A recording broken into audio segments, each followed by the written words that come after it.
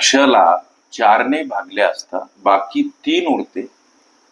जर 2 क्षला 4ने भागल्यास बाकी किती असा प्रश्न सर.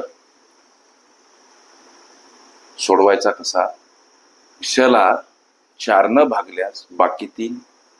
प्रश्न 2 क्षला 4ने भागल्यास बाकी किती. हे गणित समजण्या अगोदर उदाहरणार्थ एक लेकरांनो 16 संख्या आहे. 16 आहे ही एक संख्या आहे. इथं 17 संख्या घेऊ, माफ करा, किंवा 19 संख्या घेतो तुमच्या समजण्यासाठी. उदाहरणार्थ 19 ही एक काय आहे लेकरांनो संख्या आहे. आणि या 19ला 4 भागल्यानंतर उरणारी बाकी 3 आहे. उरणारी बाकी किती आहे 3. म्हणजे कसं तर 19 भागीला 4 भाग 4 जाईल, 4 चूक 16 सर, आणि बाकी 3 उरते. म्हणजे एखाद्या वेळेस 16 ही संख्या सांगायची झाली तर कशी सांगता येईल आम्हाला समीकरण स्वरूप की 4 गुणिला 4 आणि अधिक 3. 4 चूक 16 आणि त्याच्यामध्ये 3 मिळवले म्हणजे ही 19 संख्या. लक्षात आलं ना तुमच्या.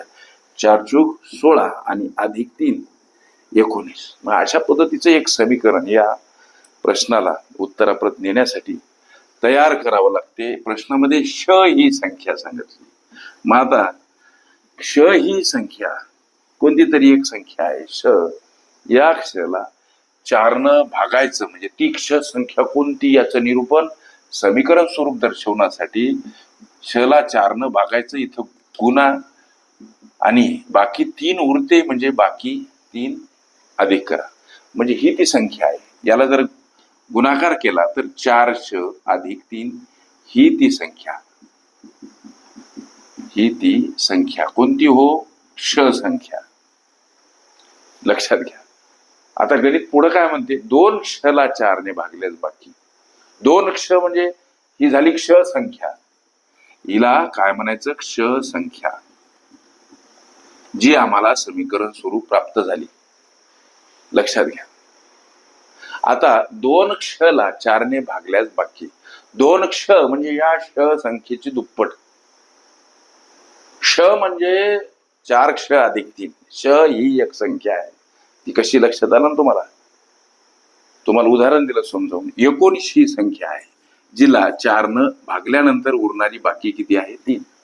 हे मांडलं कसं आम्ही तर 4 गुणिला 4 अधिक 3. 19ला 4 भाग कसा जातो तर 4 सोबत गुणाकार केल्यानंतर 4 भाग जातो. 4 चूक 16 झाले सर आणि बाकी 3 उरते. हे जे मग स्टार्टिंगला मी निरूपण सांगितलं की 19 ही संख्या आहे जिला 4 भागल्यानंतर बाकी 3 उरते. मग याची समीकरण स्वरूप मांडणी आम्ही अशी केली. हे प्रारंभी बघितलं. मग इथं क्ष संख्या आहे हिला 4 भागायचं. मग ती श संख्या समीकरण स्वरूप दाखवायची कशी तर शला 4 भागलं. आता 4 शला गुणा आणि जी उरणारी बाकी आहे ती मिळवा म्हणजे ही ती क्ष संख्या.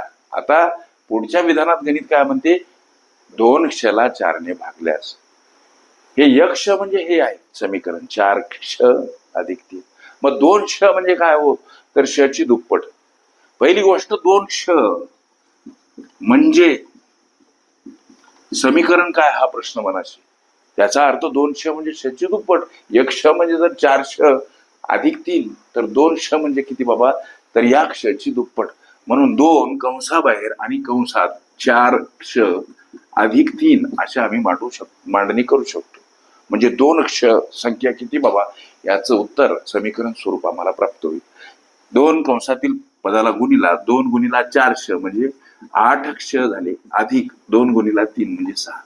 ही आहे 2 क्ष संख्या. कोणती हो 8 क्ष अधिक 6. आता या 2 क्षला 4ने भागल्यास बाकी असा प्रश्न विचारला. 2 क्ष संख्या म्हणजे 8 क्ष आणि अधिक 6 हिला 4 भागायचं. लेकरांनो लक्ष द्या. मग याची मांडणी आम्ही अशी करू शकतो. इथं बघा 8 क्ष अधिक 6 आणि याचा छेद 4. याचा अर्थ 8 क्षचा छेद 4 6चा सुद्धा छेद 4. मग याची मांडणी आम्ही अशी करू शकतो का कशी हो सर 8 क्ष भागीला 4 अधिक स्वरूपात 6 छदस्थानी 4 करू शकतो सर.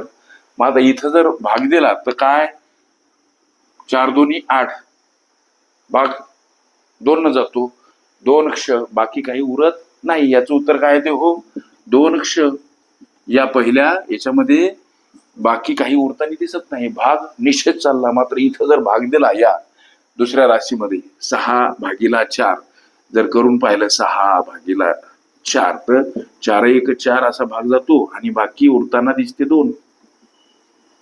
दुसऱ्या पॅटर्न मध्ये आम्हाला बाकी 2 उरताना दिसते. जो प्रश्न विचारला की 2 क्षला 4 ने भागल्यास बाकी किती, तर 2 बाकी. इथं तर काही बाकी उरली नाही, भाग 4 दोन्ही 8 असा गेला. उत्तर काय आलं क्ष, 2 क्ष. बाकी मात्र उरली नाही. बाकी या प्रकरणात उरली 6 ला जेव्हा आम्ही 4 न भागितलं, 6 छेदस्थानी 4 या प्रकरणातलंच हे उर्वरित समीकरण आहे. मग 6 ला जेव्हा 4 न भागू तेव्हा मात्र इथं निश्चित बाकी 2 उरताना दिसते. 2 बाकी हे तुमच्या विचारल्या प्रश्नाचं ॲक्युरेट आन्सर. ओके. भागल्यास बाकी ही माझी प्लेलिस्ट अवश्य बघा. त्यामध्ये विविध स्पर्धकांनी विविध अंकांनी विचारल्या संभाव्य अशा असंख्य प्रश्नांचा सराव तुम्हाला करता येईल.